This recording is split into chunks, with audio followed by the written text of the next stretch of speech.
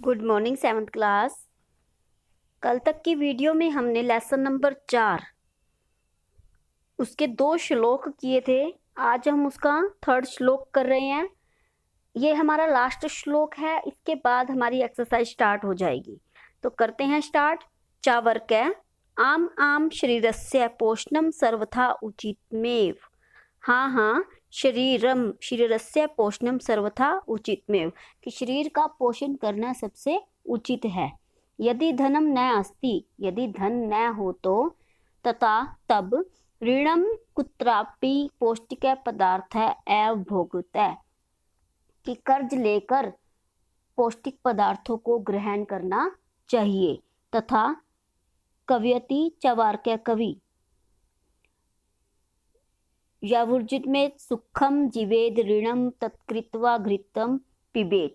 फिर चावार्क कवि क्या कहते हैं कि जियो तो सुख भोग कर, जब तक जियो सुख भोग कर जियो और घी पीते रहो। यानी कि उनके कहने का मतलब है कि जब तक जियो सुख से जियो और कर्ज लेकर घी पियो। उन्होंने जो अपने श्लोक में कहा है वो यही कहा है कि हाँ, शरीर के लिए पौष्टिक पदार्थ बहुत ही आवश्यक हैं। यदि धन ना हो तो कर्ज लेकर पौष्टिक पदार्थों को ग्रहण करना चाहिए। जब तक जियो सुख से जियो, कर्ज लेकर घी पियो, ये उनकी कविता का ही एक पार्ट है। उसके बाद आता है श्रोतार, कि श्रोतागण जो है वो कहते हैं तहिर ऋणस्य प्राप्तनम कथम, कि तो कर्ज को लुटाया कैसे जाए। फिर चावार्क कवि कहते हैं श्रुत्वा माम अविष्ट काव्यम, कि मेरी आगे की कविता को सुनो। कवि कहते हैं कि मेरे आगे की बची हुई कविता को सुनो।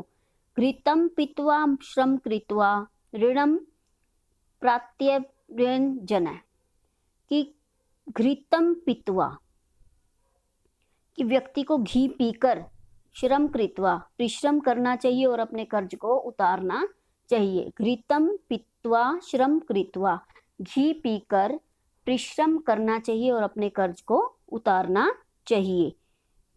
काव्य पाठेन श्रवेन उत्प्रेरित एक बालको अपि आशुका कविता रचयति हास्य पूर्व च श्राव्यति, कि कविता पाठ को सुनने से प्रेरित होकर एक बालक शीघ्र ही कविता लिखता है और हंसते हुए सुनाता है। बालक श्रुत्वाम भो मापि काव्यम, अरे मेरी कविता को भी सुनिए। कवि गजाधर और खाने के लोभी तुंदिल तथा कालांतक और वैद चावर्क को मैं नमस्कार करता हूँ।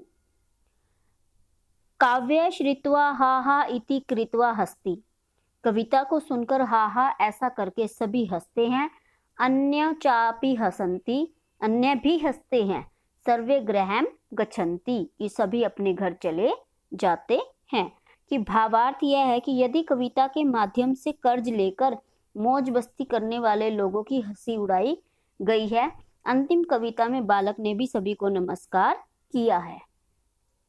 कि इसमें पूरी कविता में बस एक चीज आई है कि जो लोग गलत काम कर कर अपने जीवन के सुख को भोगते हैं, उन सबका इन कविताओं के माध्यम से मजाक उड़ाया गया है। सबसे पहले आया था कि डॉक्टर ऐसा है जो धन भी लेता है और जान भी नहीं बचाता। ठीक है, तो सेकंड में हमारा समथिंग कुछ ऐसा ही था। और थर्ड में भी देखिए आप, यही आया है कि खाना जरूरी है, चाहे वो कर्ज लेकर खाइए, पर अपने सुखों को नहीं छोड़ना। तो फिर एक श्रोतागण क्या पूछता है कि वो कर्ज उतरेगा कैसे, कि जब इतना घी खाया है तो उसके बाद परिश्रम भी कीजिए और फिर अपने कर्ज को उतारिए। मतलब कहने का यह है कि इन कवियों ने अपनी कविता के माध्यम से उन लोगों का हंसी उड़ाई है जो अपने सुखों को नहीं छोड़ सकते हैं पर अपनी बुराइयों को पकड़े रखते हैं। अब आगे हमारा है अभ्यास।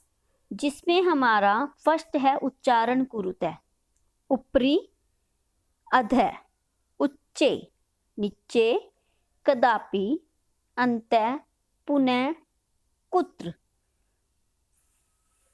सेकंड है हमारा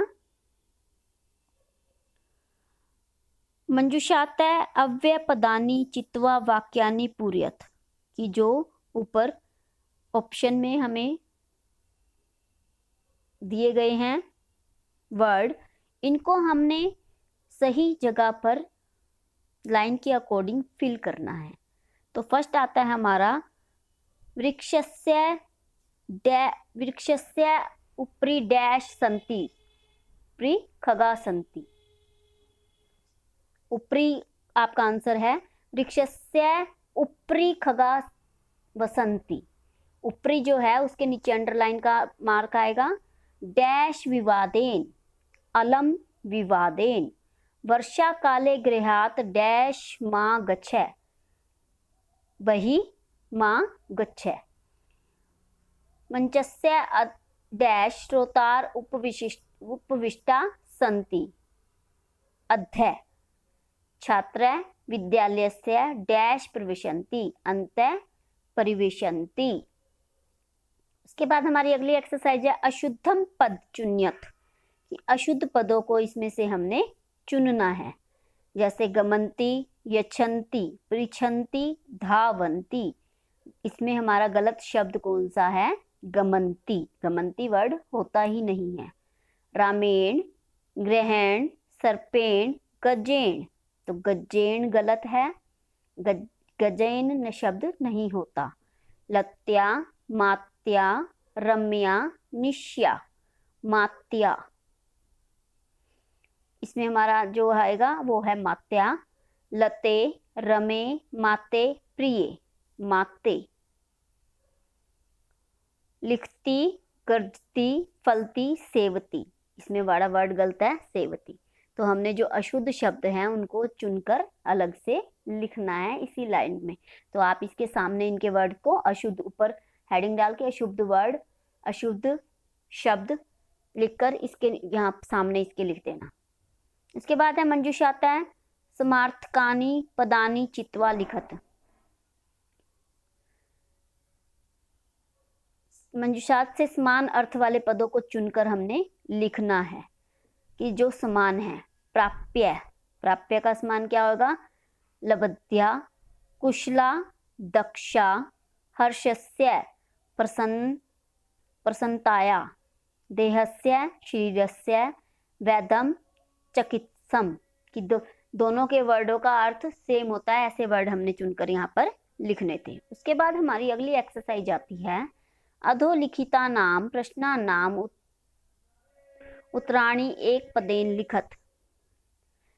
मंजे कित कति बालकव्य उपविष्टा सन्ति। कति, कति की जगह हमने आंसर फिल करना है चत्वारः। मंजे चत्वारः बालकव्य उपविष्टा सन्ति। के कोलाहलम कुर्वन्ति, कौन शोर कर रहा था? श्रोतारः, श्रोतारः, श्रोतागण जो थे वो शोर कर रहे थे। गजाघर कम उद्देश्य काव्यम प्रसंतोतित। गजाघर कम, आधुनिक वैदम। कम की जगह यहाँ पे क्या ऐड हो जाएगा? आधुनिक वैदम। तुंदिल कस्य उपरि हस्तम आवर्तयति। तुंदस्य, कि तुंदले की किस चीज के ऊपर सभी हंस रहे थे? तुंदलस्य यानी उसकी तोंद पर। लोक्य पुनः पुनः कानी भवती। लोक्य पुनः पुनः श्रीराणी भवती, की जगत में हमें शरीर की प्राप्ति बार बार हो जाती है। किम कृत्वा घृतम पिबेत। किम कृत्वा घृतम पिबेत, कि क्या लेकर हमें घी पीना चाहिए? किम की जगह यहाँ पे आ जाएगा ऋणम कृत्वा घृतम पिबेत। तो आज का जो आपका टॉपिक है यही है। आपने यहाँ तक अपनी नोटबुक में इसको